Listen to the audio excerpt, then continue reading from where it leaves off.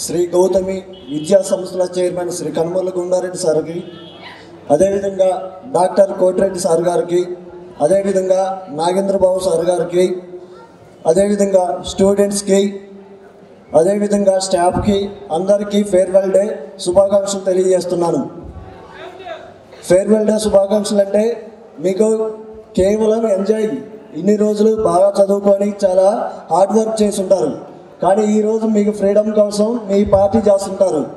So పార్టీలు జరగాలి, పార్టీలు జరుగుతుండాలి, చదువుకోవాలి. కానీ పార్టీలు జరిగేటప్పుడు ఎలా ఉంటుందంటే ఇప్పుడు ఎంత బాగా పద్ధతిగా కూర్చున్నారో అదే పద్ధతి ఈవినింగ్ వరకు ఉంటే చాలా హ్యాపీగా ఉంటుంది. కానీ కొద్దిగా టైం గడిచే కొద్దీ మీలోకి ఇంకొక వ్యక్తి వస్తున్నాడు, బయటికి వెళ్ళొస్తే అటువంటి వ్యక్తి అటువంటి విధానానికి బానిసలు ఇప్పుడే అయ్యారనుకో, ఉండే కొద్ది ఇంకా చాలా జీవితం ఉంది. ఆ జీవితాల్లో మనం ఇంకా ఎన్ని అలవాటు పడతారో చూసుకోండి.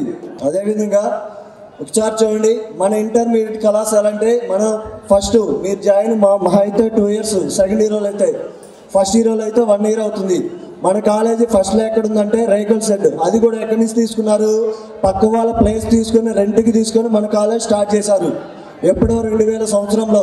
సో 2000 సంవత్సరం నుంచి ఈరోజు 2022 సంవత్సరానికి ఎంతకాలం గడిచిందో సారు మనకి అక్కడున్న రేకుల షెడ్ నుంచి ఈరోజు ఒక మంచి పెద్ద బిల్డింగ్లో మమ్మల్ని కూర్చోబెట్టారు.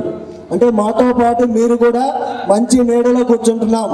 ఎందువల్ల సారు ఎన్నో రంగాలు ఉన్నాయి, కానీ ఒక విద్యా రంగానికే సారు ముందస్తులో ఉన్నాడు. ఎందువల్లంటే ఒక అన్నదానం చేశారనుకో, అన్నదానం చేస్తే ఆ పూట మాత్రమే ఆ వ్యక్తి కడుపు నిండుతుంది.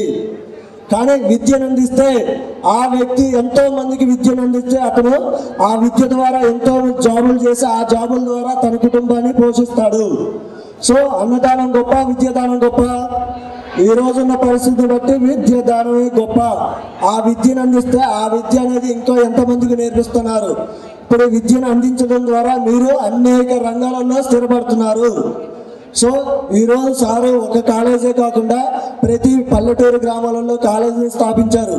సో ఎంతో పేద పిల్లలు చదువుకుంటున్నారు. సో అన్ని రకాల వాళ్ళకి సహాయం చేస్తున్నారు. సో ఇటువంటి విధానం ద్వారా సో ఈరోజు ఉన్నటువంటి పరిస్థితులు ఎలా ఉన్నాయంటే, ఒక చిరిగిపోయిన చొక్కా వేసుకొని కాలేజీకి వెళ్ళండి, కానీ ఒక మంచి పుస్తకం అయితే కొనుక్కోండి అని చెప్తున్నారు. అది జరుగుతుందా?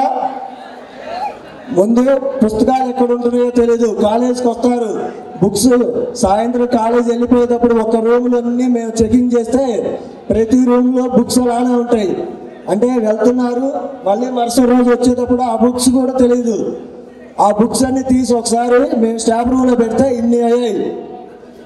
సో ఇటువంటి విధానాన్ని మార్చుకొని మీరు మీ యొక్క క్రమశిక్షణ, అంటే ఇంటర్మీడియట్ స్టేజ్ కాబట్టి ఈ స్టేజ్లోనే ఉంటుంది. బాగుపడాలన్నా చెడిపోవాలన్నా అది మీ చేతుల్లోనే ఉంటుంది. ఈరోజు మీకు ఉన్నటువంటి ప్రపంచం మొత్తం మీ చేతుల్లోనే కనిపిస్తుంది. ఎలా? సెల్ ఫోన్ ద్వారా. సెల్ ఫోన్లో మనం ఎంత టైం కేటాయిస్తున్నామో కొంచెం బుక్స్ మీద కేటాయిస్తే మనం మన రంగాలలో సెటిల్ అవుతున్నాం. ఓకేనా? సో మీ ఉన్నటువంటి ముందు మీకు ఎగ్జామ్స్ ఉన్నాయి కాబట్టి ఆ ఎగ్జామ్స్కి ఆల్ ది బెస్ట్ చెబుతూ ఈ అవకాశం ఇచ్చినటువంటి గుండారెడ్డి సార్కి మరొకసారి కృతజ్ఞతలు తెలియజేస్తూ ముగిస్తున్నాను. Thank you sir.